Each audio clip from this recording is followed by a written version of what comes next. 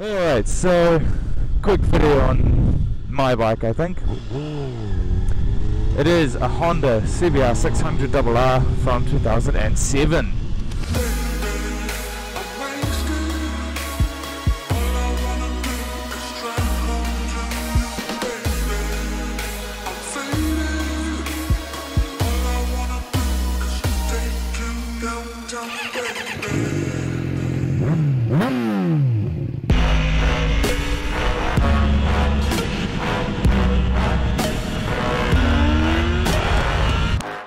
It's not the most, well, it's not the most unique bike in the world. It's pretty run of the mill, but that doesn't mean it doesn't have any character or any soul.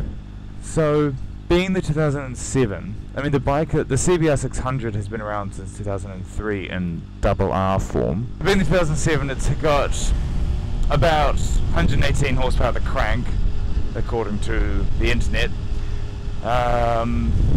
About 66 Nm of torque, kind of standard 600cc inline four stuff really. But for the 07 model year they replaced a lot on the bike in order to reduce weight and sort of increase power, but that sort of came with the package. So that the 07 and 08 models were the fastest, they had the most power, and they were the lightest. They kind of, I guess, emissions and that sort of thing came back to haunt them. My one has a lovely Yoshimura end can because the standard one sounds too much like a sewing machine. It doesn't have any sort of aids, no ABS, no traction control, none of that. It's got fuel injection, it's got a fuel gauge. It's actually got what I think, one of the nicest sort of interfaces on any of the 600s. Most bikes actually. It's just really nice and simple.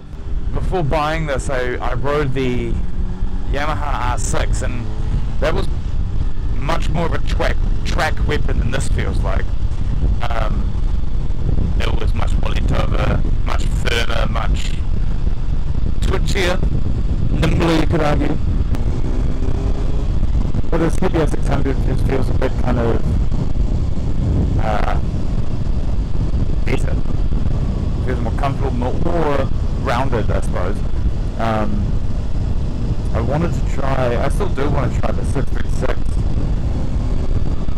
and the Gixxer GSXR600 to an extent. 636 because apparently that extra capacity actually really does help the low and mid range. So I'd like to actually try that. But the CBR just feels really nice. It's just it's comfy, really comfy for a sports bike. It's got plenty of grunt. I was tossing up between going a bit bigger and getting like a 675 or even an MV Agusta F3 800 or something like that. There's another league really, the 800s in particular. The 675s seem to be very good, but here in New Zealand you pay more for registration when it's over 600 cc's, and it's quite a bit more. Like a 600, technically this is a 599, so I fall just within that threshold. It's 50 cc's to 599 or something like that, and I fall just within that as I'm on the 599 mark. I don't know if it's worth going 675, paying more rego for more mid-range, essentially, more mid-range and more torque. And while I had no doubt in my mind that those motorcycles are fantastic, just became a cost of money.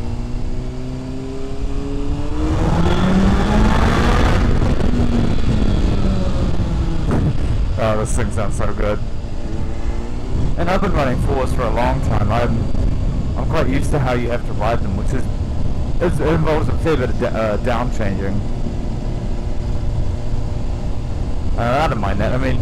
A lot of people say, you get a big twin like a Ducati or something, and there's a sense of an event like around the whole thing. It's a big occasion when you're sitting on the bike at a satellite something and it's rumbling and the dry clutch is raining like a bucket of rocks. It's cool. I mean, I totally get that. My friends have got Ducatis and they sound amazing. I mean, there's nothing in the world like them. But the sense of occasion with a 4 that comes with that huge rev range, and they're sort of like on a big bike, you twist the throttle and you immediately get a hit of torque, and you feel most of the time quite alarmed because it's quite. I mean, if you're not expecting it, it'll be quite sudden. But with these, you twist the throttle and it slowly builds up, and then eventually, I mean, you're not going to get to 100k or whatever from a rolling start as fast as a big twin on a 604, but man, once you're there, it's just screaming and shrieking, front wheel lifting a little bit. It's awesome. It really is. That said, though, I would love to own a Ducati at some stage, maybe after this. I mean, I'm hoping to keep this for a few more, well, hopefully a few more months at least. But I'd like to keep on it for until at least halfway through 2018, at the very least, the summer months. And I mean, so far it's been nothing but a joy. It's so well composed at speed, and being a 600, you're not afraid of it really spitting you off. I mean, it's you've got to be aware it's still a really fast motorbike, but you can stack it into corners pretty comfortably, within your skill limits. But you can put it into a corner and you can open the throttle knowing the rear's not going to spin or anything like that. You can be quite happy in the fact of knowing that you can just really punch it out of the corner, especially because all the power happens right at the top end, like 13,500 is where max power is, or somewhere like that. And there's no torque until about 7,000, so if you hit the corner at about 7,000, you get this wonderful sense of propulsion that, I mean, I've ridden a few bigger bikes and they just scare me, man. I mean, it's a thrill, don't get me wrong, it's awesome. But when you get a feel for how much that power is and how fast you can go, you got to be ready for it. Good thing with being a smaller bike, it's actually pretty good on gas. I mean, I know not many people really care about mileage too much on a motorbike because it's like $30 to fill it up, so you just, especially when you got a little handy meter, you just go until it's empty and then fill it up and go again. But so far I've used one little pip of gas and done 107 kilometers. And that's pretty good. There was a lot of open road riding, so constantly cruising at the sort of 100k mark, between 80 and 100.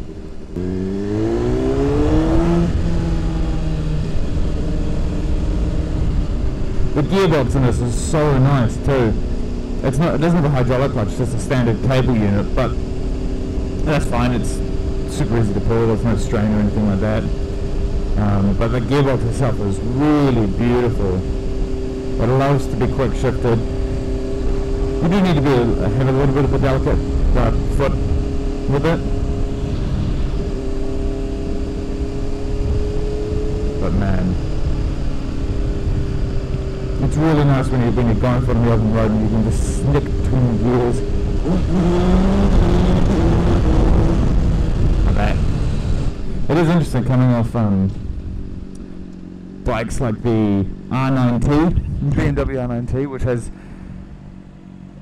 quite an agricultural gearbox. It's not very performance oriented, and it feels kind of like almost every Beamer gearbox ever, meaning it does the job and not much more, at least in my opinion.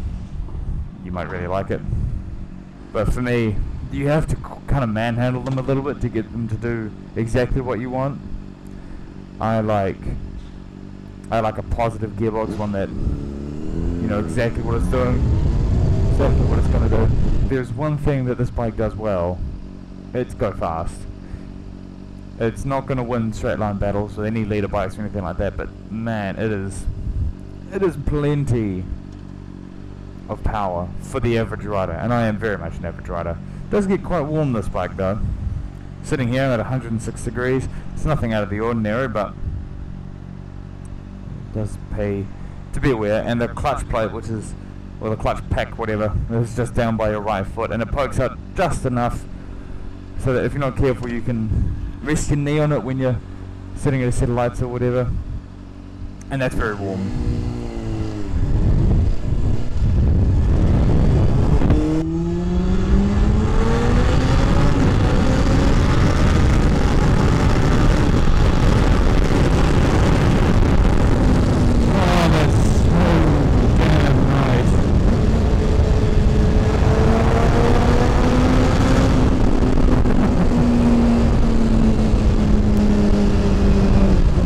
Like I said, these bikes are quick enough, man. One thing I do have a bit of an issue with is the wing mirrors. They're not very good, which I'm kind of surprised at. Usually Honda mirrors are fine, you know, adequate, if not pretty good. But these ones I can't figure out the right position. But right now my elbows are taking up half the mirror each, and it's really hard to. Actually, that's pretty good. Just a mission to figure out the correct spot. Oh well. So I'm gonna be that guy. Oh, I do feel sort of bad doing that, but then again I sort of don't. And being a Jap 4, it's got to have some level of modification done to it apart from the standard exhaust. So this one has custom built lights, indicator sign. That's better.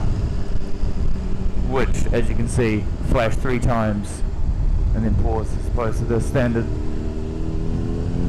on off thing, which I quite like. I mean, it's nice. They're nice and bright. It's got an integrated tail light with LEDs, so it's nice and bright. Gets people's attention, which is good. And the indicators at the front are flush mounts. It's interesting because it's fairly unremarkable in the fact that there's nothing to remark on. I mean, it's a great bike. I love it. I can't fault it. I mean, yeah, it could have a bit more torque or something like that, maybe a bit more power. But I think it's perfectly enough power for what I need, at least. The torque is tolerable. Could be a bit more, but it's not. It's all good. Sounds amazing, as I've shown now demonstrate by going into first gear in a tunnel.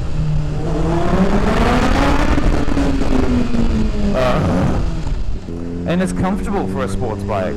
I mean, you wouldn't be wanting to do too much time on it, but you could do a couple hours, probably, with brakes.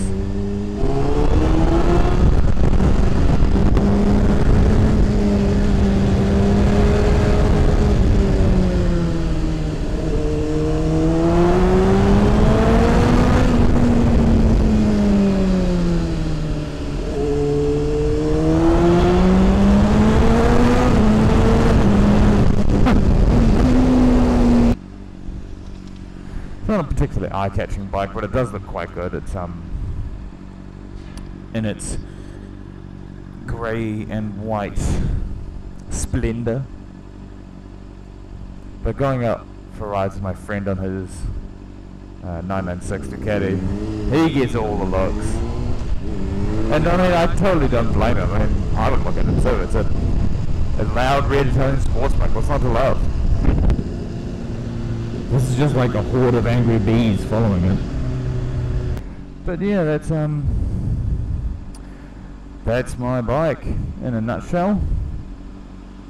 I love it. I hope you like it.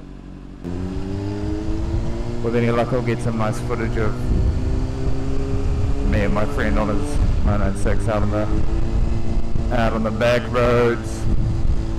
Until then, catch you later. Yeah. Fuck.